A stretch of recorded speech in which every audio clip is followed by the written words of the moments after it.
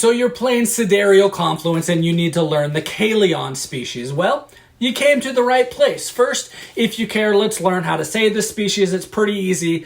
Caylion. Caylion. Second, you need to know this is a game of compounded interest. Don't invest so hard in technology and upgrades that you leave yourself without resources, because resources are what you need for future turns. And now let's read the background for this faction.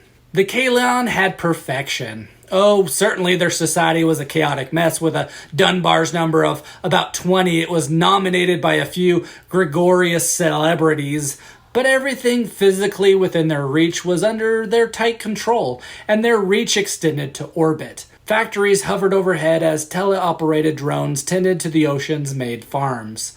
Their moons were slowly dismantled for raw resources to supply luxuries to their vast population. The Caylion had the kind of perfect safety that could only be imagined by a species rooted to the ground, unable to flee from danger.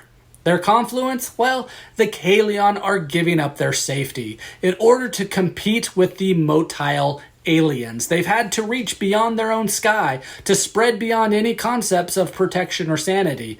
Now Caylion are volunteering for the trauma of uprooting themselves to visit other worlds. New colonies are being seeded with children and maintained by machines. The Caylion fear what may become of their fracturing society, but they must press on to have a place in the galactic community. So the Caylion have seedling tokens that no other species has. When they take a colony from the colony bid track, they put a 2x seedling token on it. The benefit of this is that each economic converter on colonies with a seedling token may be run twice each economy phase. Both uses of the converter are still simultaneously with all other converters. The converter that flips the colony is unaffected. The seedling token stays on the colony that is flipped, doubling the new converter as well. If a colony with a seedling token is traded, then the seedling token will stay on it. If a colony with a seedling token is discarded under the colony deck, then the seedling token is removed from play. Seedling tokens are never put on colonies that are traded from another player. It's only when taken from the colony bid track, or the colonies that they start with. Now, the bad news for this species is that their bids for colonies are always halved, meaning if you bid one ship, it's actually worth a half of a ship. And a half of a ship is below the lowest possible minimum bid that doesn't count to pick up a card. So you will need to use more ships when bidding on colonies. Odd number of ships grant fractional bids, which can be used to avoid tying with another player. Bids for research teams, however, are not halved and play as normal. Some of your starting cards have upgrade converters that produce a victory point and a yellow resource. These converters are run during the trade phase, so the yellow that they produce may immediately be traded away. So the weird thing with the species is that your colonies are extremely valuable, yet extremely expensive as well. You'll want to bid 5 or 6 ships on colonies every turn for the first 3 turns to ensure that you get worlds to place your seedling tokens on, as that's your strength. It will be worth missing out on research team bids if it means getting colonies. But to do this, you will need to trade for ships from other players, and well, that's really hard to do. You only produce 3 ships per turn. You got Lunar Mining Consortium, which needs to be blue, and that's often hard to come by. To do this, you got to be willing to trade your colonies to other players, and a good deal in the early game is 3 times what it produces. For example, an excellent trade is to offer one of your colonies in exchange for a jungle colony and some resources, including ships, hopefully. You can spend the jungle colony to upgrade one of your starting cards and then using those other resources for your converters.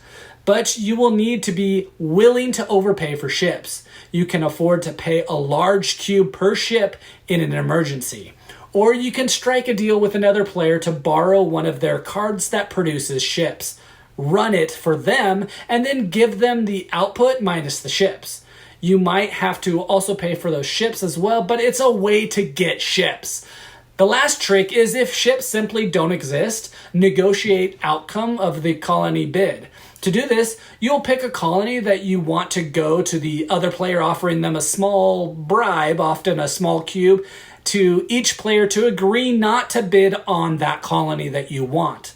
If everyone agrees, you can pick it up for its minimum bid. In the game with a lower player count, this can be cheaper than buying ships, and it will let you save excess ships for the next turn. So it's a good way to do this. Also, you will want to upgrade your colonies that have seedling tokens on them as quickly as possible. Upgrading colonies might be marginal for all other players, but for you, it's extremely valuable. If you have a choice during the colony bid, you will want to try to focus your colonies on producing the same type of resource once upgraded. This will make inventing technologies that cost that resource very easy. Never upgrade your starting cards with the worlds that you colonized. These worlds were far too expensive and valuable for you to use them in that way. Instead, trade for the jungle colonies from the other players. A possible trade is to give them an upgraded seedling world exchange for one of their jungle worlds and a lot of other resources. Your upgraded worlds are at least 3 times as valuable as their upgraded ones, so make sure you charge appropriately. Now, there are probably 3 main strategies for what colonies you want to pick up given a choice. If you don't have a choice, then you will pick up whatever's available, even if it means overpaying for it. First strategy is to get a lot of colonies that upgrade to produce Ultra Tech. This is the strongest strategy and gives you a huge concentration of wealth, which is great for inventing. But it is the hardest to do because you will need to be lucky to be able to see those type of colonies coming out. There also will be a lot of competition with bidding on those, and you will need to buy the first Ultra Tech to upgrade the first colony early in the game when it's very expensive. The second strategy is to get a lot of colonies that all upgrade to produce the same large cube. This gives a good concentration of wealth in a single color, which is great for inventing. Blue is ideal since it makes running the Lunar Mining Consortium converter easy, and that can help you invent megastructures. Yellow is also good for megastructures, while black can help you upgrade your starting cards using jungle worlds. The third strategy is to get a lot of worlds that upgrade to produce 2 small cubes on the back. This doesn't have to give a concentration of wealth, but they're cheap to upgrade for what they do, and they'll give you the most overall value of any of these strategies. What other species do you need to watch for? Well, if the Kajaz are in play, you may find that their converter will compete with your converter and their converter competing. If this happens, help them run their converter in exchange for some ships that you can no longer produce. The last thing to mention, just because I thought it was interesting, is the value of a cube on turn 1 is greater than on turn 2. Generally, converters will increase the value of resources by 50% on the first few turns. Later inventions do even better. So the value of a small cube on turn 1 is roughly 7.6, on turn 2 is 5.1, on turn 3 is 3.4, turn 4, 2.3, on turn 5 it's 1.5, and on turn 6 it is 1.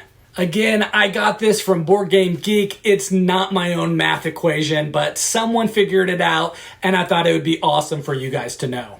Now, a colony you acquire on the bidding of turn 1 will give you 5 cubes over the game, which is worth 13 cubes by the end. But if you're trading them for cubes on turn 2, those cubes are worth 5.1 each. So a fair trade is about 2.5 of those cubes for a colony, if just for its output. Now, colonies are worth more than just their output, as they feed into factories themselves. So the thought is what colonies are worth based on the turn.